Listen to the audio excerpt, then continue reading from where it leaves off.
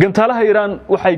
gees ugu faafeen gobolka bariga dhexe oo dhan wayna ka talaabeen difaacyada u xirnaa dalalka khariijka carabta ilaa wadanka Urdun muddo kooban gudaheed Tehran waxa uu suura gashay inay gacanteeda wada gaadho safaaradihii goobihii shidaalka saldhigyadii suuqyada ee dalalka khaliijka oo dhammaan la kulmay weeraro ay kala kulmeen dhinaca Tehran oo si talantaariya u soo gaarayay tan iyo maalinkii uu bilowday dagaalka maanta maalinkii si toddobaad madaxa la galaya ee ka imaanaya dhinaca Tehran una dhaxeeyay Tel Aviv Washington iyo Iran ka hor dagaalka haatan socday khaliijku waxay aaminsanayeen inay haystaan nidaam difaac oo buuxa oo la isku halayn karo kaasoo ay ku bixiyeen bilaayin dollar oo lacag adag ha yeeshee nidaamkii difaaca ee Patriot ee Mareykanku wuu noqon waayay mid dalalka khaliijka isku haleynaya ka difaaca gantaalaha iyo droneska qiimaha yar jooga ee Iran ka imaanaya xaalkuna wuxuu la mid noqday ruux goori daloola damacsan inuu roob kaga dhunto kagana gabado dhibcaha roobka ee cirkaga soo daadanaya warbixintan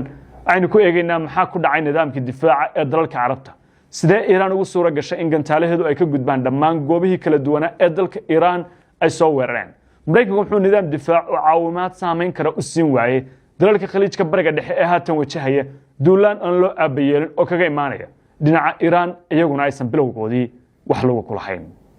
adeega casriga ah ee EasyLoad waxa uu ku sahlayaa inaad si fudud oo degdeg ah lacag ugala baxdo kaararka aad ku leedahay bangiyada caalamka adigoo adeegsanaya T-Plus la soo deg abka T-Plus oo la jaanqaad dunida casriga ah nidaamyada difaaca carabtu ma aha kuwa buuxiya shuruudihii looga baahnaa nidaam difaac oo dhameystiran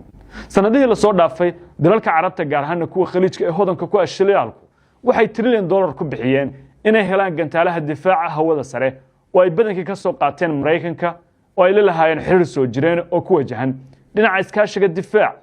iyo waliba sidoo kale dhinaca dhaqaalaha ka hor bilowgii gulufka gees walba u dhaafay hadda una safaafay ee mandaqada bariga dhexe Sacuudiga waxa ku rabnaa saddex nidaam difaac oo laga keenay saddex dal oo kamid ah kuwa dhinaca hubka caalamka u sida kuwaas oo kala taad oo ay Riyaad ka soo iibsatay Mareykanka waa nidaam caalami oo difaac aad u xoogan loona dhameystiray wax kasta oo ku wajahan ka falcelinta gantaalaha ridada dheer iyo kuwa ridada dhexe intaba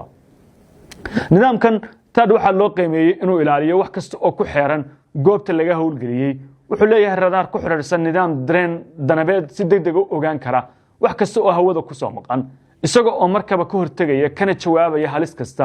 oo hawada soo gashay dalal kala dhigay ee bariga dhexe ku yaala waxa kamid ah Israa'iil oo sanadkii hore kaga gaashaamatay duulaankii 12 maalmood socday u dhaxeeyay iyada iyo Iran kaasoo had dagaal ka kooban kan xilligan ka soconaya mandaqada bariga dhexe Sacuudigu wuxuu haystaa gantaalo kamid ah nidaamka difaaca ee TAD kaas oo uu ku helayo heshiisyadii difaaca bilaayinta dollar lagaga gurtay kuwaas oo hore ula galay Mareykanka nidaamka difaaca ee Sacuudiga iyo dalalka kale ee khaliijka carabta la keenay waxa ku baxay laba ceebood oo hadda kala ah inuu ahaa mid lagu yareeyay kaydka gantaalaha ee iska caabin kara weerarada ka imaanaya dhinaca dalka Iran ceebta iyo dhaliisha kale ee ka soo baxday nidaamkii difaaca ee carabtu wuxuu noqday inaan la siin gantaalo u dhigma ama lamid ah kuwa ay Washington ku taageertay Tel Aviv oo iyagu ah kuwa loo dhameystiray wax kasta oo nidaam difaac looga baahnaa loona arkayay inuu yahay in lagu baacin karo lagana horgeyn karo gantaalaha ama gamuunka ka imaanaya dhinaca Iran tani ma aha mid ku dhacday wadamada carabta oo kaliya balse reer Yurub waxay sanadkii tagay ogaadeen in diyaaradda F-35 ee Mareykanku ka iibiyay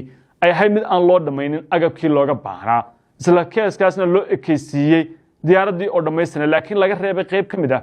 adeegyadii dhinaca farsamada ee diyaaraduhu ay ku shaqeyn lahaayeen sidoo kale isla sanadkii hore markii Israa'iil duqeynta ka geysatay magaalada Dooxa ee dalka Qatar lana doonayay in la dilo madaxda kooxaha iska cabinta ee reer Falastiin waxa si bareer u shaqeyn waayay nidaam difaaceedkii Mareykanku uu hore uga iibiyay qoyska reer Timim ee Qatar taasi waxay sahashay gantaalihii Israa'iil si dhab yar ay ugu gudbaan hawada Qatar una gaaraan bartilmaameedka ay ku socdeen oo ahaa dhismo ku yaala qalbiga magaalada Dooxa kaasoo sida xogta lagu hayay ahaa meel ay kulan ku lahaayeen madaxda siyaasadda ee kooxaha wax iska cabinta ee reer Falastiin dalalka carabta iyo dhaqaalaha ka galmay nidaamkan difaaca ee haatan fashil ka wajahaya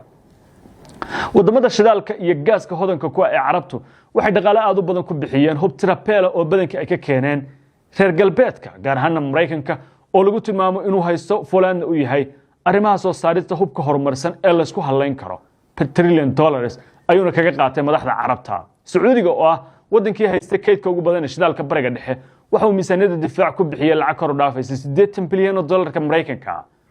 taas oo loogu talagalay in lagu qabto laguna qalabeeyo dhammaan arrimaha difaaca ee dalkaasi uu baahan yahay sanadkii galbaday ee 2025 waxa uu Sacuudigu sheegay inuu Mareykanka soo iibsaday gantaalihii ugu dambeeyay nidaam difaaceedka THAAD kuwaas oo si buuxda la isugu haleyn karo hawadana ku qabanaya gantaalaha balaastikada ee soo gala hawada Sacuudi Carabiya sidoo kale waxay Riyaad heshiis difaac oo dhinaca gantaalaha la gashay dalka Kuuriyada Koonfureed waxayna soo iibsatay gantaalaha nidaamka difaaca ee la yiraahdo K-SAM Block 2 oo ah nidaam difaaceed loogu talagalay inay qabtaan diyaaradaha dronta iyo gantaalaha balaastikada ee joogga hoose ku yaacaya halkii uu Sacuudigu Shiinaha ka soo iibsaday nidaamka la yiraahdo Silent Hangar kaas oo ah nidaam difaaceed isagu qaabilsan in lagu ilaaliyo goobaha xasaasiga si looga hortago diyaaradaha aan duuliyaha wadan kuwa oo hadda si weyn caan uga noqday furimaha dagaalka ee dalalka bariga dhexe iyo Ukraine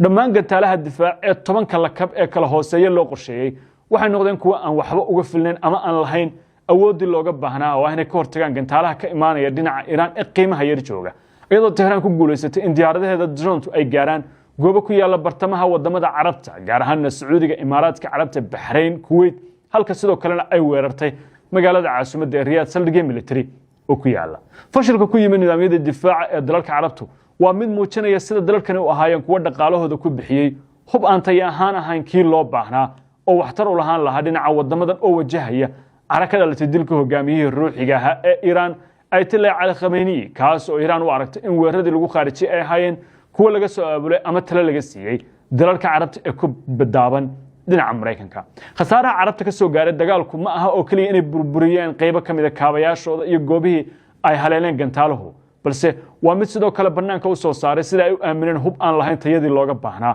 iyagoo ilaa haddana aan haysan waxa ay isaga celiyaan gantaalaha iyo diyaaradaha aan duuliyaha wadan ee ka imaanaya dawladda Iran oo iyadu qaadatay go'aan nuxurkiisu yahay in gobolka oo dhan la gubo lana wada qaado khasaaraha duulaankii lagu soo gooyay aqalka cad ee looga taliya Mareykanka kaas oo bishii hore ay colaad ku soo wada qaateen Benjamin Netanyahu iyo saaxiibkiisa qalqaaliga ah ee Donald Trump tani waxayna siinaysaa in mandiqada bariga dhexe gaar ahaan wadamada Carabtu la hoday oo ay ogolaadeen hub aysan lahayn inay isku haleeyaan tani waxay cid kasta tusaale cad ugu tahay in hub kasta oo lagu siiyay uusan noqon karin kan kama dambaysta ee jaan goynaya furinta dagaalka laguna aan kalsoonaan karin Sacuudiga Imaaraadka iyo dhammaan dalalka Khaliijku $1 trillion ay bixiyeen oo Mareykanka ay faraq ugu shubeen ma difaacin waxayna maanta dhigtay halka ay joogto xiritaanka goroomadooda diyaaradaha ilaahi dhaqaalaha suuqyada tamarta waana isku haleyntu marka ay noqoto mid daba dheeraatay sida ay u noqonayso mid aan loo hagar baxayna wadamada Carabtu hadda waxa ay bilaabeen sida ay uga gaashaaman lahaayeen fariinta uga imaanaysa dhinaca Iran talaabada ugu horeysa ay qaadeenna waa inay sheegaan inaysan hadda qayb ka ahayn duulaanada dagaal ee socda oo ay doonayaan sida ay uga lug bixi lahaayeen tani waxay muujinaysaa sawirka ah sida ay dawladahani hadda baylah ugu yihiin gantaalaha diyaaradaha droniska ee qiimaha jaban ee Tehran ka imaanaya isbedelada dunida harka iyo hameenka kala guuraya iyo dagaalada sida ay uga cartamayaan waxay inay siinaysaa sawir ah in isku haleyntii wadamada Carabta ee hubaysan lahayn uu fashil u horseeday Financial Times oo Ingiriiska laga leeyahay warbixin ay qortay waxay sheegtay in wadamada Carabtu hadda ay miiska yimaadeen oo Khaliijku ay go'aaminayaan sida ay u wajihi lahaayeen marxaladan iyagoo doonaya inaan lagu riixin dagaal aysan iyagu bilowgiisa lahayn waxayna dhamaantood ka cararayaan inay lug ku yeeshaan dagaalka Iran oo ay doonayaan inay soo afjaraan Talyaaniga ayay weydiisteen nidaamyada difaac oo horumarsan iyanu xaaladan gacan ka geysto oo soo gaaro ilahooda dhaqaaluhu way xiran yihiin saliidii oo dhanna waxa isbaara u dhigtay Tehran oo gacanka hormas ayay qofushay Sacuudigu inkasta oo wala dhaqaaq leeyahay oo doonayo inuu maro gacanka Bawlmandab haddana dhaqaaqa Xuutiyiintu ma aha waasan oo iyada laftirkeeda halkaana fariin kale ayaa ka taagan isbedeladu waxa ay siinayaan xaaladdu inaysan noqonayn si kasta oo hore loo qorshaystay